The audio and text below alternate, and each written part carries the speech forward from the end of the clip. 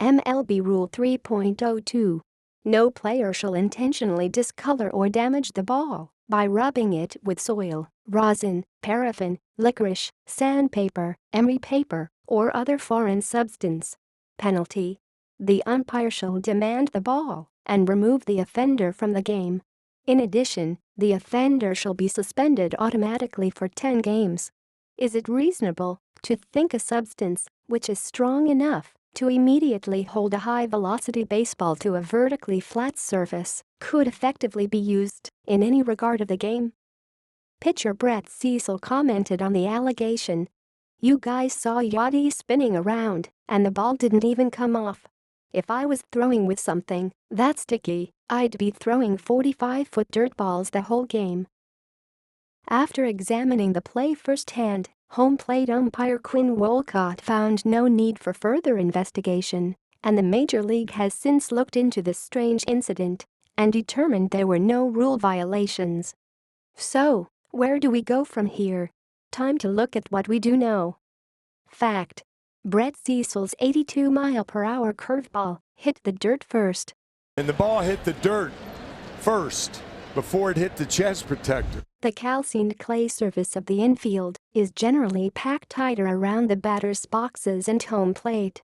This harder surface makes balls thrown in the dirt succumb to scuffs, structural deformity, and tears along the seams. Fact: Yadier Molina's chest protector sustained unusual damage by the ball on that pitch. This is Molina's chest protector before the lower damage.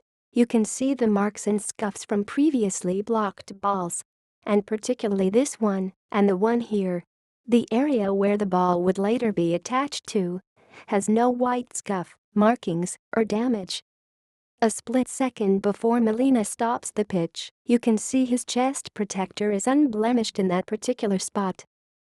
Immediately after removing the baseball, there was a significant white scuff, along with an indentation and clear perforation of the outer layer of Molina's chest protector.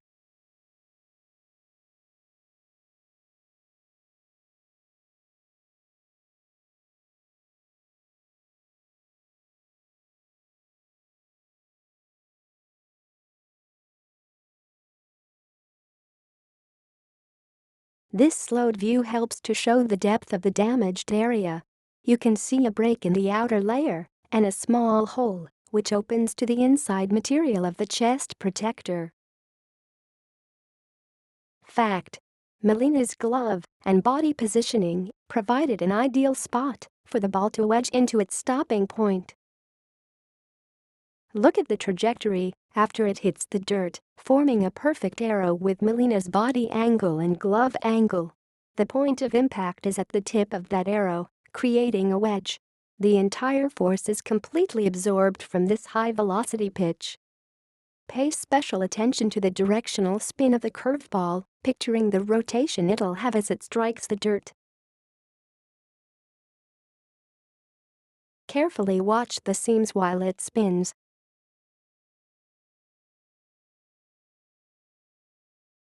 This next frame shows the point of impact, with the way the seams were positioned as it hit. The seam looks to be situated to have struck the dirt, knowing that the stitching goes across underneath. After hitting the dirt, the ball has a strong topspin. As the ball wedges, the top rotation of the baseball would have dug its way downward into the chest protector.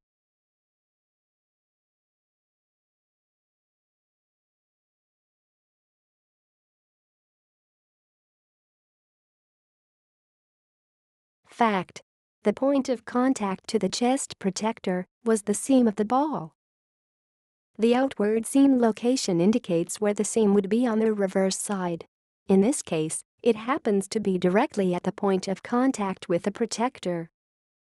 The head-on view indicates the stitching would be going across on the reverse side, near the top, right at the contact point. Here's what a ball with moderate seam damage looks like. This is also how the stitching would have been positioned on Molina's chest protector. Baseballs with busted stitching now have possible holding points, given the proper material to latch onto. So, is it even possible to get caught up in the material of the chest protector? time to take a look at Molina's equipment. Fact: Yadier Molina was wearing a Rawlings 950X chest protector. The padding inside the 950X is Poron XRD material, which uses extreme impact technology. Here's a description taken directly from XRD's website. The XRD protection difference is especially apparent at high-speed impact. The soft contouring material instantly dissipates force upon impact, absorbing up to 90% of energy at high-speed impact. XRD material gets its softness when at rest, while above the glass transition temperature of the urethane molecules. When stressed at a high rate or impacted quickly, the TG of the material reaches the point when the urethane momentarily freezes, like water freezing into ice. When this happens, the material firms to form a comfortable protective shell that shields the body from impact better than other protective foams currently available. The slight tear in Molina's protector opens the door to unusual possibilities. Here's a short clip of XRD. Today I'm going to talk to you about the new 950X series catching gear. It's our top-of-the-line, best-performing catching gear, and it's currently being used by Yadier Molina and Giovanni Soto. So the first technology I'm going to talk to you about today is the new Rawlings Poron XRD energy-absorbing material. It actually absorbs up to 90% of the most intense force. However, it's still lightweight, it's breathable, it's conforming, and it's very comfortable. Here's the demonstration on how the new Rawlings Poron XRD material works. So I'll go ahead and do the ball bounce demonstration first on the standard EVA. You can see it's pretty lively. Then I'll do it on the standard Poron material. Quite a bit of improvement, but then I'll show you 3 different layers of the new Rawlings Poron XRD. First one is the thin layer. It just deadens the ball. Second one is the thickness that we use in the catching gear and the leg guards. And the third, just to show you part of the demonstration, you can see this is very porous, not a lot of material, very thin, but the material still reacts to the ball the same way.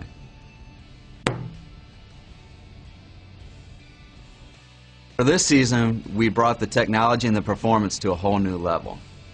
Watch out for Giovanni Soto and Yadier Molina on TV the next time you catch the game. Poron XRD rate-dependent foam offers cushioning, comfort, and conformability while maintaining a unique level of impact absorption and pressure distribution.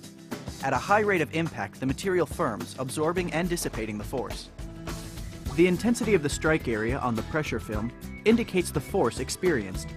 Resilient materials cushion but exhibit a lower level of impact absorption.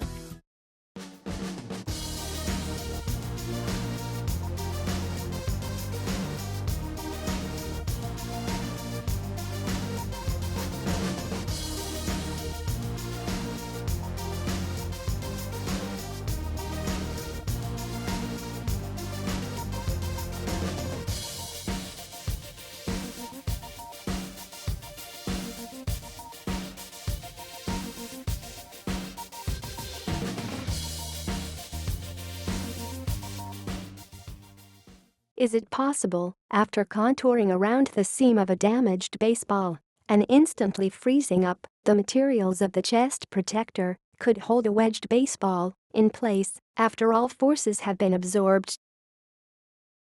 Could we have been witness to a chain of events with such extreme improbability, yet each factor in play happened perfectly, along with a product performing as advertised?